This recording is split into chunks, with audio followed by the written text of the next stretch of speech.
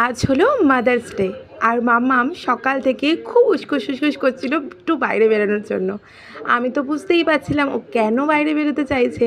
তো আমার নজরে ফাঁকি দিয়ে ও কিন্তু ওর বাবাকে নিয়ে ঠিক একটা টাইমে বাইরে বেরিয়েই গেছিলো, আর আমার জন্য একটা সারপ্রাইজ গিফটও নিয়ে এসেছে। একটা কেন বলবো, দুটো সারপ্রাইজ গিফট নিয়ে এসেছে। দেখো কি সুন্দর কালারের একটা নেল পালিশ নিয়ে এসেছে, যেটা আমি অলরেডি হাতে পরে নিয়েছি। আর একটা সুন্দর গিফট নিয়ে এসেছে সারপ্রাইজ, আমিও জানি না কিন্তু ওটার মধ্যে কি আছে। তাই আমি ওকে বললাম তুই খোল গিফটটা। এত সুন্দর একটা পার্স ব্যাগ নিয়ে এসেছে যে কি বলবো।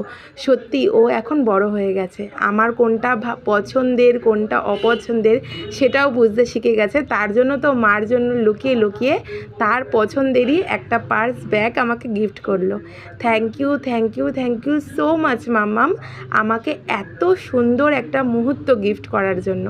এই গিফটের থেকেও সুন্দর মুহূর্তটা যে আমি পেলাম আজকের দিনে, তার জন্য আমি অনেক অনেক ধন্যবাদ জানাই। তোমরা সকল মাদার্স ডেতে সকল মায়েরা খুব ভালো থেকো, আর প্রত্যেকটা সন্তানরাও খুব ভালো থেকো, যাতে প্রত্যেক বছর ওরকম মাদের গিফট করতে পারো।